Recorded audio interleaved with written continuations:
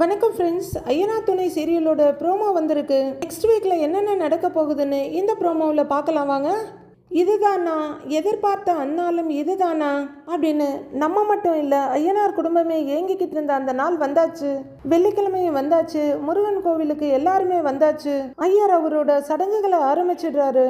பொண்ணு மாப்பிள்ளைய அழைச்சிட்டு வாங்கோ அப்படின்னு சொல்ல தம்பிங்கெல்லாம் சேர்ந்து பட்டு வேஷ்டி பட்டு சட்டையில மின்ற சேரனை கூட்டிட்டு வந்து மணவரை பாய் மேல உட்கார வைக்கிறாங்க. அடுத்ததா சந்தாவை ஒரு பக்கம் நிலாவும் இன்னொரு பக்கம் வானதியும் கைப்பிடிச்சு கூட்டிட்டு வர்றாங்க. சந்தா பட்டுப்புடவையில சவுத் இந்தியன் காஸ்டியூம்ல கலக்கலா வந்துட்டு இருக்காங்க. நடேசன் ஆளாங்க உட்கார்ந்து இருக்காரு.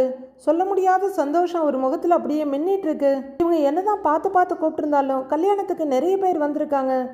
வந்து சந்தா உட்கார்ந்ததும் சபைக்கு வணக்கம் சொல்லிக்கங்கன்னு சொல்ல ரெண்டு பேரும் அழகா வணக்கம் சொல்றாங்க. அடுத்து மாலையை மாத்திக்கங்கன்னு கொடுக்க அந்த அருமையான ஜம்பங்கி மாலையை ரெண்டு பேரும் மாட்டிக்கிறாங்க. சந்தா வேலையை அதை சேரனுக்கு போட்டு விட சேரன் சந்தாவுக்கு போட்டு விட எல்லாருமே கைத்தட்டி அந்த தருணத்தை ரொம்பவே பாராட்டி ரசிக்கிறாங்க. அடுத்து நிலா திருமாங்கல்யத்தை தட்டு மேல இருக்க தேங்காயில வச்சு எல்லார்கிட்டையும் எடுத்துட்டு போய் ஆசீர்வாதம் வாங்கிட்டு வந்துட்டு இருக்காங்க.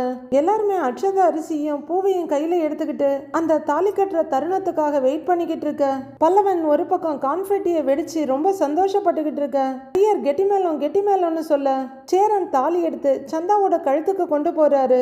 அப்போது கோவில் வாசலில் ஒரு ஒயிட் கலர் ஆம்னி சரக்குன்னு வந்து பிரேக் போட்டு நிற்கிது. அதுலேருந்து ஒரு 4 வடக்கன்ஸ் இறங்கி வர்றாங்க. சேரன் சந்தா கல்யாணம் நடக்குமா இல்லை கார்த்திகா கதையில் நடந்த அதே தான் நடக்குமா? சந்தாவை பீகாருக்கு தூக்கிட்டு போயிடுவாங்களா இல்லை ரெண்டு பேரும் மேஜருங்கிறதுனால போலீஸ் ஏதாவது அவங்கள ப்ரொடெக்ட் பண்ணுவாங்களான்னு வர்ற எபிசோடில் பார்க்கலாம் ஃப்ரெண்ட்ஸ்.